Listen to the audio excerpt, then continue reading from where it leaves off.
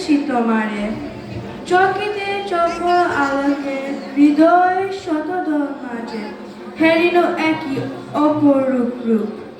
কোথায় ফিরিতেছিলাম পথে পথে, দাঁড়ে দাঁড়ে মাতিয়া কৌরবে, সহসা কোলাহল মাঝে শুনেছি তব আহ্বান, নিবৃত হৃদয়ের মাঝে মধুর গভীর শান্ত বাণী।